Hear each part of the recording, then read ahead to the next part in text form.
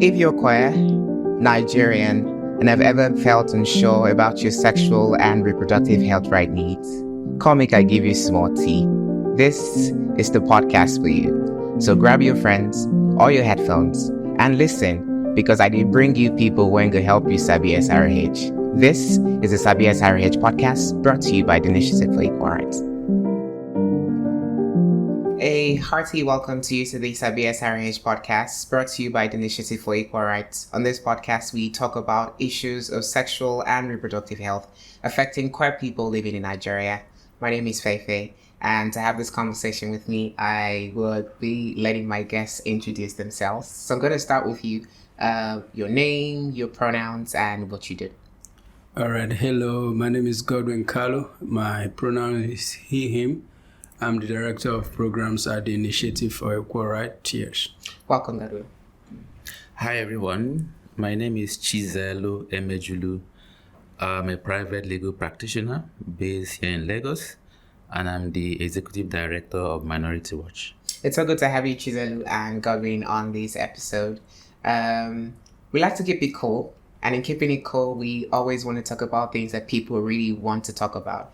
And that is why one thing we did was to ask people to send in stuff to us. And a good number of people did. And we picked out a few of those.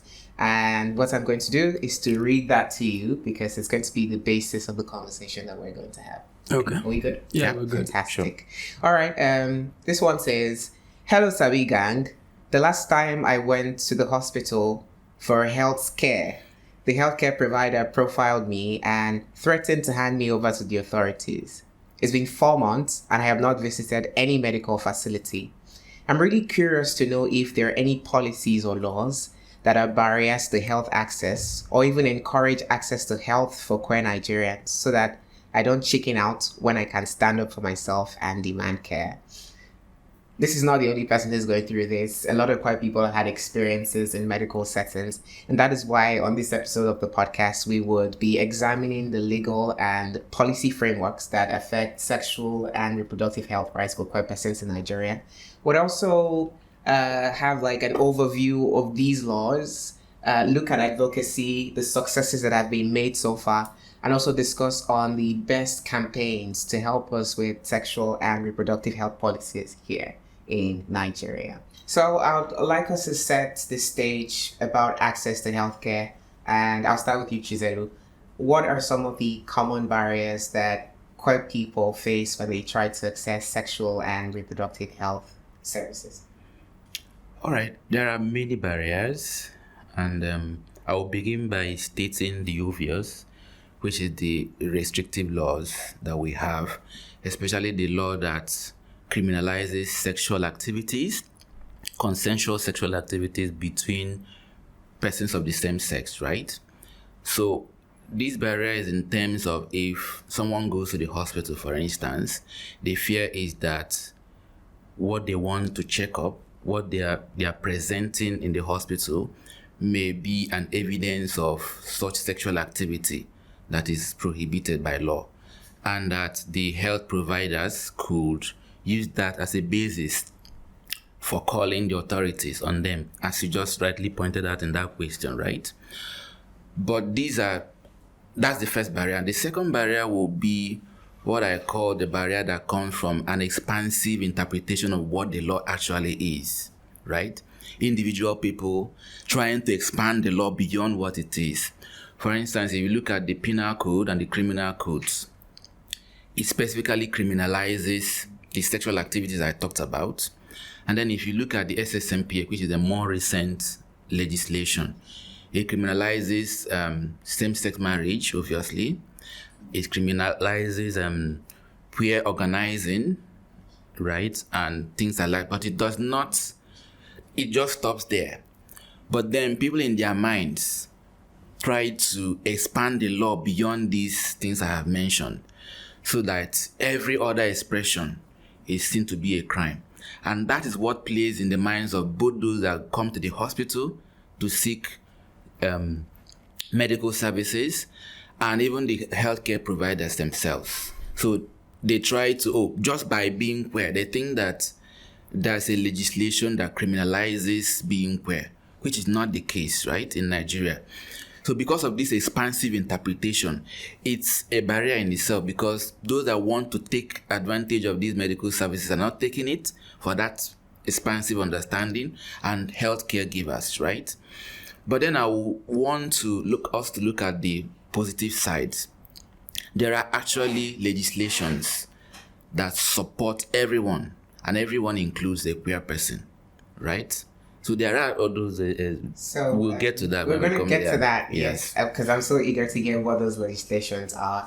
But I'm going to come to you, Godwin, because while Chizelu spoke, one would expect that healthcare providers are well-informed people, they are knowledgeable, and they should be able to provide services for everyone, regardless of sexual orientation or gender identity. But sadly, that's not the case. My question is, do you think that there is something that these healthcare providers need for them to be able to provide the sort of care that sexual minorities should get? All right. Thank you for the question. I think the most important thing we have to realize is healthcare workers are not a segment of a society that is exclusive from the rest. All right. Healthcare workers are individuals who live in the context of Nigeria. Nigeria is already a hostile environment. All right. So a healthcare worker is just an aspect of the person's life. The person is probably like a Muslim or a Christian, and all of those religious barriers, cultural barriers come into play. It intersects even in their delivery of their professional work. So for instance, healthcare workers have Hippocratic oaths. All right. All of them swear by it when they graduate, or even some of them hang it in their offices. All right. And that Hippocratic oath actually guarantees health to everyone, regardless of your status, sexual orientation. But how many of them are actually, abiding by it? That's because it goes beyond just having policies. All right. You have to consider the holistic individual experience of somebody. Where do you come from? How do you feel about a particular thing? Those are all the elements that come into play, when somebody comes to assess care. Because when I go into assess care, the healthcare worker is not looking at me based from the Hippocratic oath. He's looking at me like, oh, you are a Nigerian, you're probably Igbo, or you're probably Yoruba. And then they start profiling you even down to, the people you sleep with, which is not supposed to be. So those are some of the intersections why it's a slippery slope. And one important thing that we have to realize is we have to keep holding them accountable. And such a way is when somebody discriminates against you, you should be willing to litigate against them. All right. Because those are the reminders that what you're actually doing is outside of your ethical practice. But the fear also is there because you expose yourself. And those are the elements that come into play and limit or shrink access to health for marginalized population, especially LGBTIQ persons. That's a very valid point. I also wanted to follow up with that here. Is it possible that we start to have more conversations? I don't know if conversations are already happening with healthcare providers. Do you think it will change anything if we are advocating and constantly going on journeys to teach and let these people learn to get on board? Yeah, definitely. It does help. I mean, there have been instances in our organization, where we did some trainings with healthcare workers, especially, say, the mental health practitioners. And we saw, an increased awareness and willingness, to provide queer affirming services, because these things come from ignorance.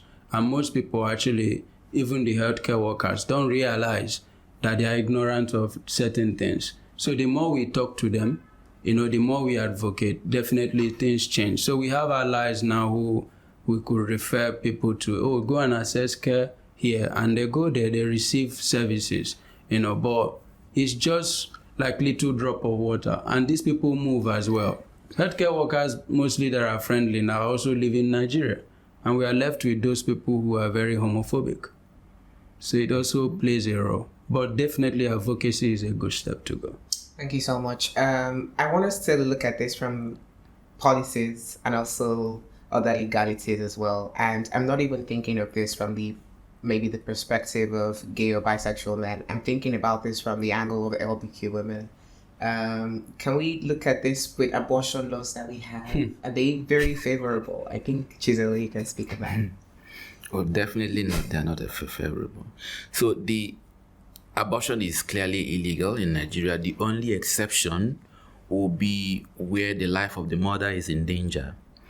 And that is the only, provision the law has made to allow abortion.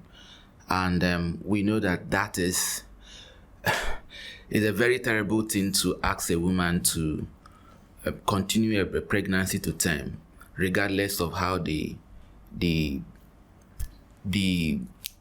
pregnancy came up, So yes, there is no policy that favors abortion, and I'm aware that the latest effort by the Lagos state government to, revisit that, met with a lot of resistance, especially from religious wing people, So, but advocacy will keep on advocating for that and let them know the importance of this.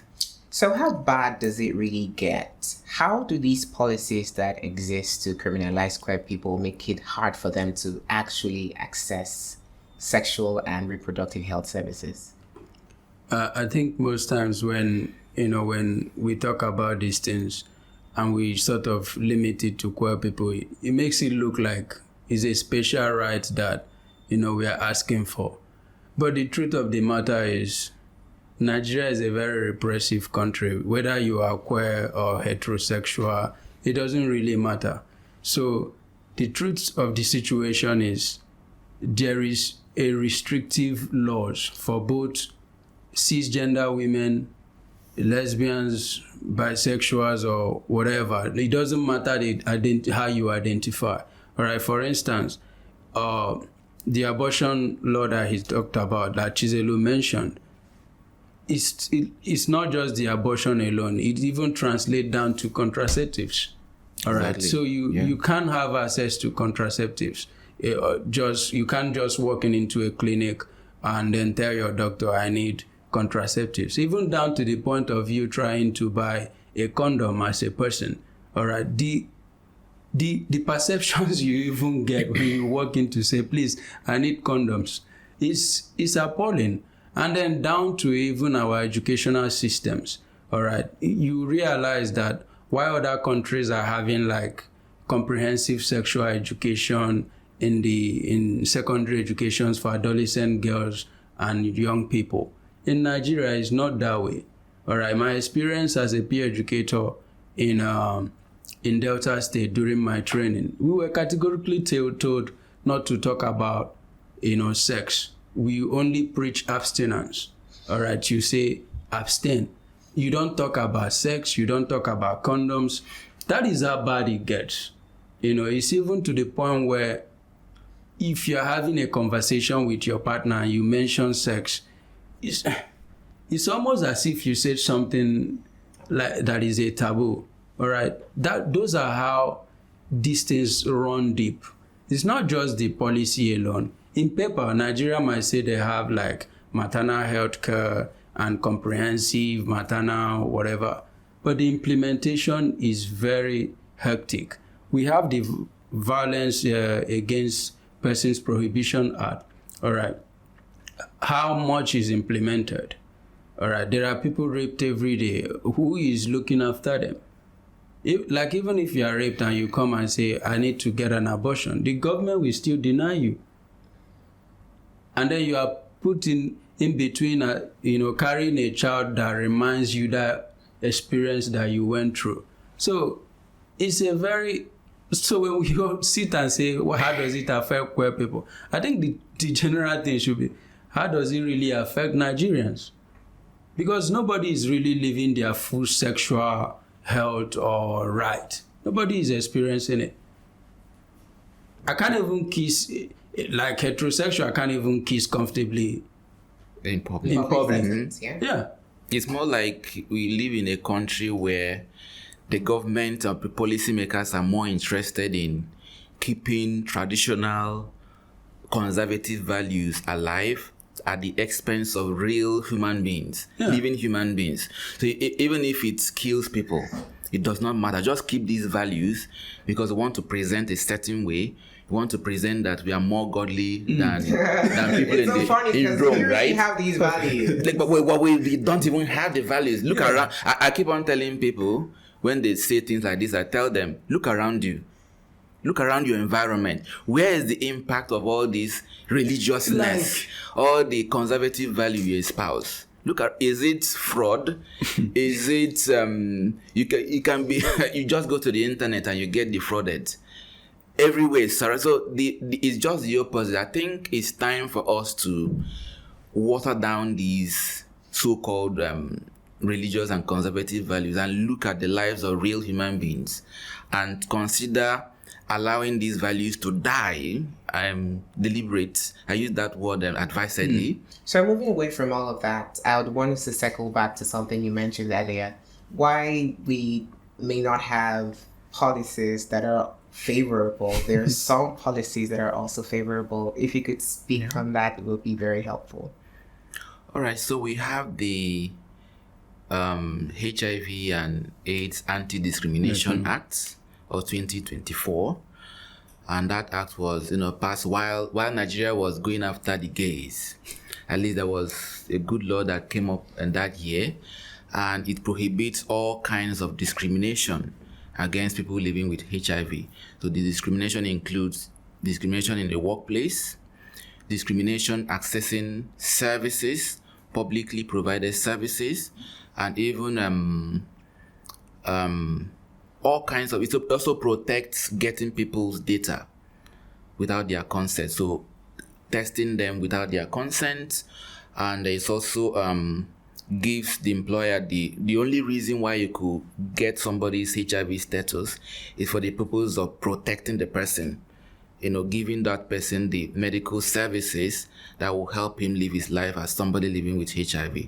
So that's a very beautiful law. The only problem now is we have the law and people are breaking it with impunity. Like employers mostly, it's not. I always tell people it's not about having beautiful policies and nice laws, but it's about implementation.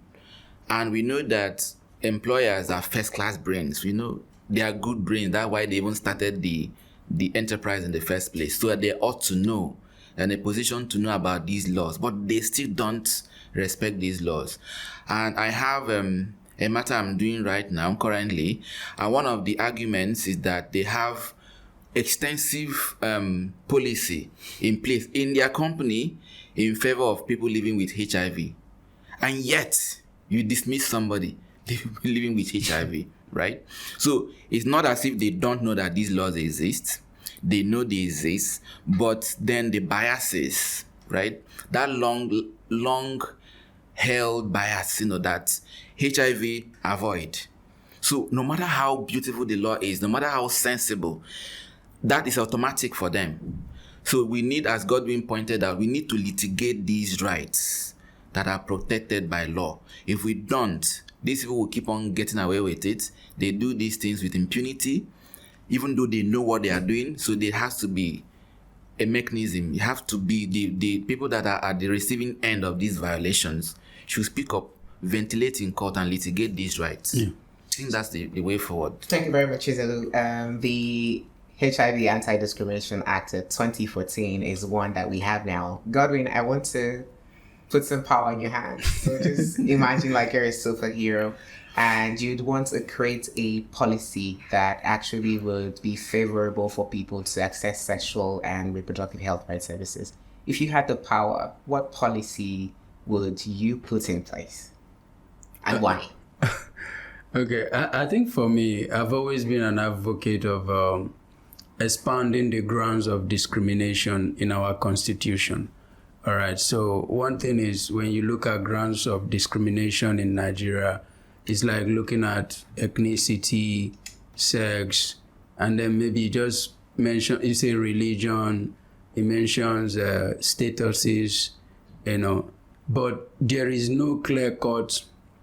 The world has moved beyond ethnicity, it has moved beyond religion, we now have diverse sexual orientation. So one thing, if I have the power, is I will insert in the Constitution sexual orientation and gender identity and expression as a grounds for discrimination.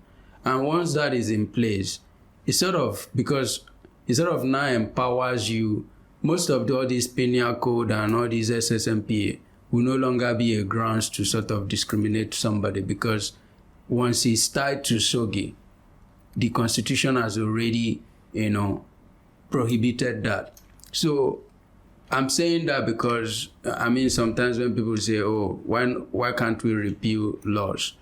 I do feel repealing laws are much more difficult in Nigeria than actually creating new ones. All right.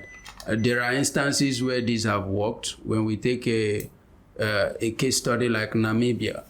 Namibia, one thing they did was to expand the grounds of discrimination and included sexual orientation. And before I came here for this interview, I just read the news that they've decriminalized, I think, one of the colonial laws, either penal code or something. So you see, that evolvement, and how the laws are evolving, even to the point a few years back, you can get married outside of Namibia as a queer person and then just come to Namibia. All right. But within the country, you are prohibited from getting married. So for me, I would really push to expand the grounds of discrimination to include even classism is now a grounds of discrimination. Like the kind of health services you access when you are living in Okoko and Lekki is very different, even if you are registered under the same health insurance. Like the healthcare facilities close to you, you will not get those premium services or gold or whatever. You are limited to the basic of the basic. So these are all things that need to be expanded. One of the things that Godwin kept mentioning in his response was evolution. The world continues to evolve, and that also includes technology. Just a few months ago, we were arguing about how AI will be taking people's jobs. Well, it's a good thing that we know that is not exactly possible. So let's come to technology. How do you think we can infuse that in terms of sexual and reproductive health? Because now we're saying we have policies that are not being followed.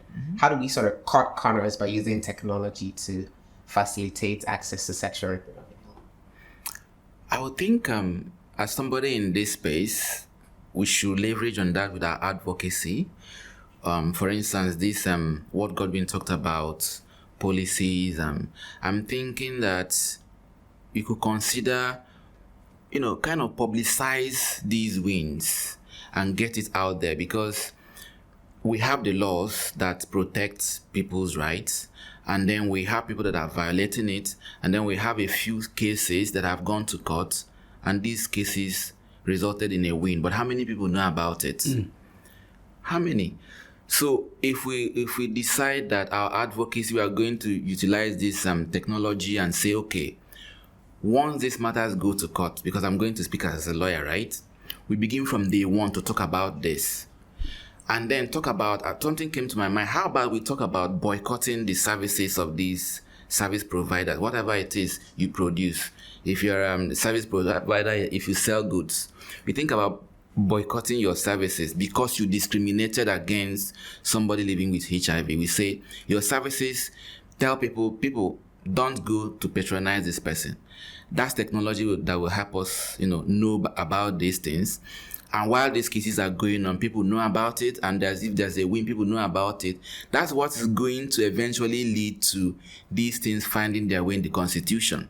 Because if you go right now, remember constitutional amendment, we need, almost the whole states of the country to even begin to have that conversation to amend the Constitution.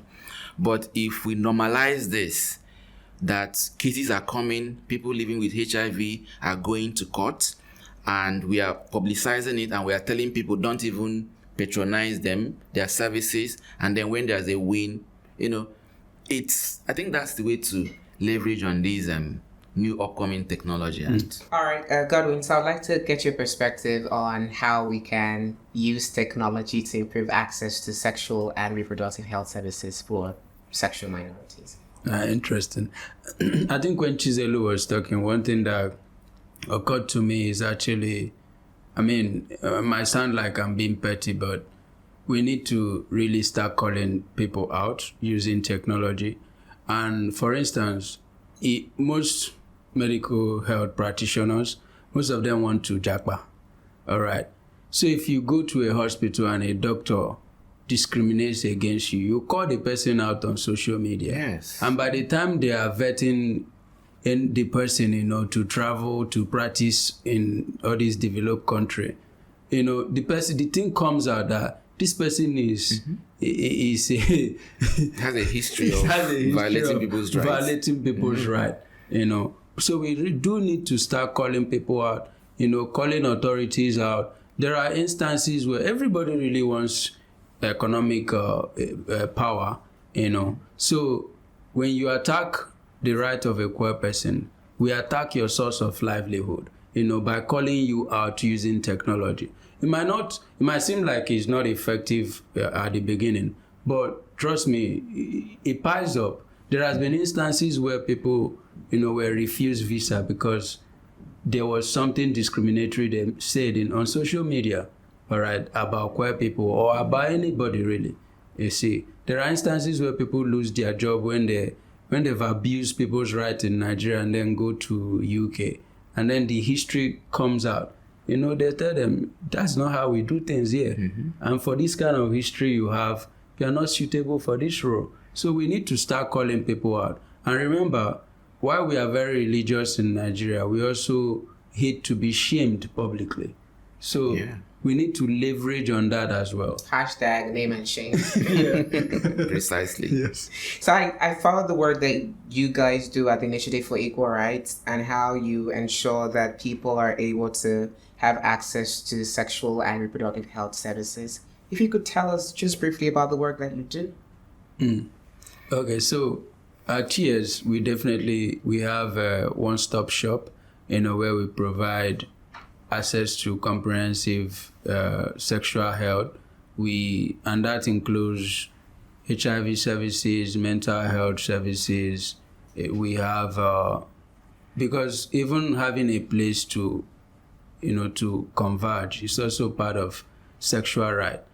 So we have safe spaces where people can come in, just talk, just have fun, So those are some of the things that we do. And then we do legal representation. But unfortunately, most times when people are even discriminated, you tell them, do you want to take this case to court? They will say no. All right. So it really sort of shortchange the work, because if there are no legal precedents, how do we now tell another doctor that it's not good to discriminate against person based on sexual orientation? So that is still a little bit slow in terms of legal representation, because people are not willing to litigate their cases in court. And then we do the strategic litigation where we bring a group of other like-minded people, to challenge some aspect of SSMPA and maybe other laws. And I think Chizelu will, talk better around the legal aspect of it. So in terms of other things we do a lot of research, to find out what people are thinking. What is your own perception? We've been doing social perception survey since 2015, just to see how people perceive queer people in Nigeria. Like an average Nigerian, how do you see a queer person? And these things have been helpful, in terms of providing data that are used to design programming. And then we move down to even providing emergency response funds, like housing support. You have cases where we pay school fees for people who are in a very difficult place, or you have times where we put people on safe houses, just to remove you from that danger. At TS, we try to look at it from a very holistic approach, because sexual health is not just limited to HIV prevention. It's not just limited to condom distribution. And when you look at Nigerian policies, they are very reactive policies. They only come when something is happening, like when HIV, they make policy. So we are a very reactive country instead of being proactive. So TS try to, be more proactive than reactive. It's a good thing that is the principle that guides your work. And when you were speaking, it was very clear that a lot of people shy away from access to justice, especially because I am thinking, I don't know if I'm wrong, but I'm thinking it's because of how we know how messed up our justice system is.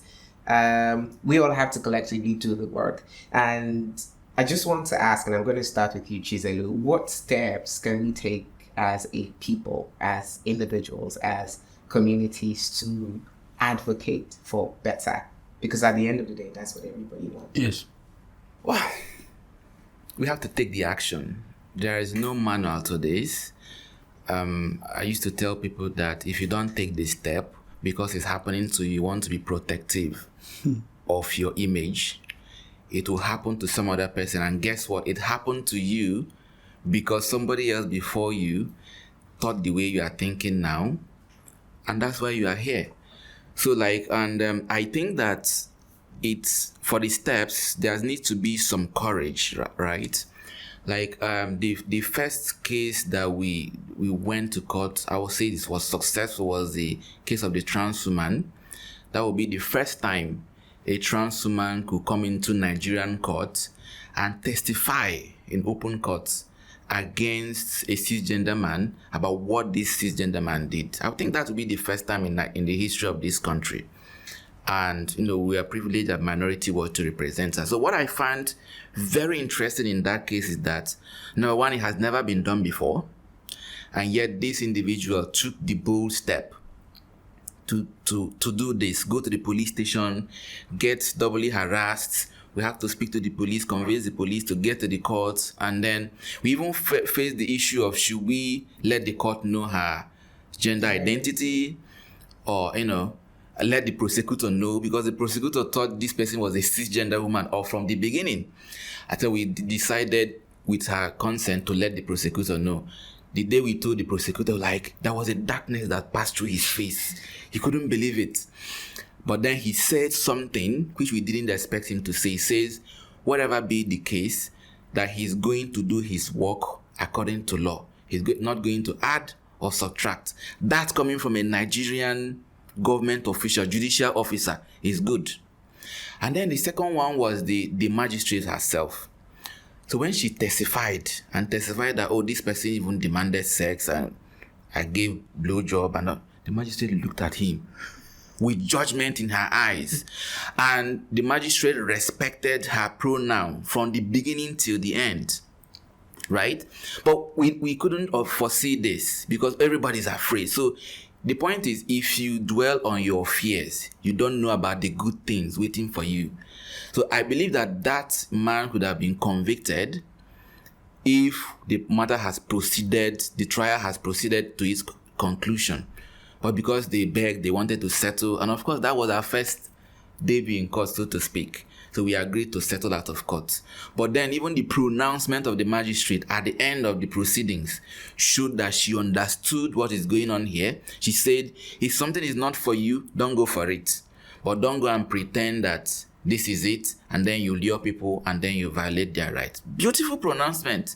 Even though she didn't put it down, but we took it ourselves. So the point is, if we want liberation, we have to take the step.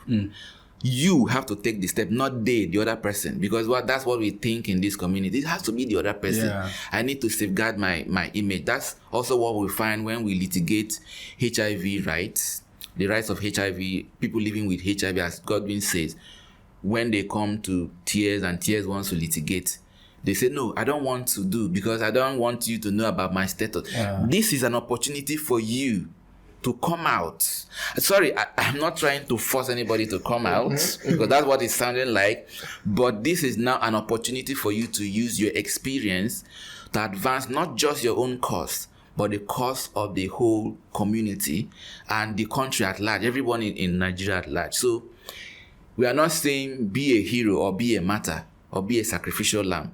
But if an opportunity is presented, we should use it to advance the cause. And to answer your question, that's how to take that step. Otherwise, every other thing we are saying is just sound bites. Yes. That's actually very good. Testing the waters, because you don't know what's on the other side. Thank you so much, Chizelu. I don't know if you have any last thought, Godwin, as we are trying to wrap the conversation up. I think for me, the last word is, you must realize that we are not talking about special rights here. Right? Because that's always the assumption when people hear about LGBTIQ right. They think it's about special right. There is no special right anywhere. In fact, nobody is even enjoying any right in Nigeria. We are all just winging it, living like surviving every day, So we must realize that Nigeria is a repressive society, and to change it, we need to be bold to hold people accountable. You need to, just instead of trying to survive every day, you at least test the water, as Chizelu has said. If a police person discriminates against you, you can speak up and say, hey, you are not supposed to be doing this to me. And you can take the person to court. You might not win, but it's recorded. But the process is the most important thing. We need legal precedents, to be able to hold people accountable. And other African countries are doing it. And we need to embrace that. Which is why when you talk to other African people, it's like they say Nigerians are just big for nothing. That's because we don't like to take risk. The only risk we take is at individual level, maneuvering all the processes, because there's no due process here. It's like if you want to get a passport, you have to pay somebody, and if you want to cut traffic, you have to pay somebody. Like everything is just cutting corners.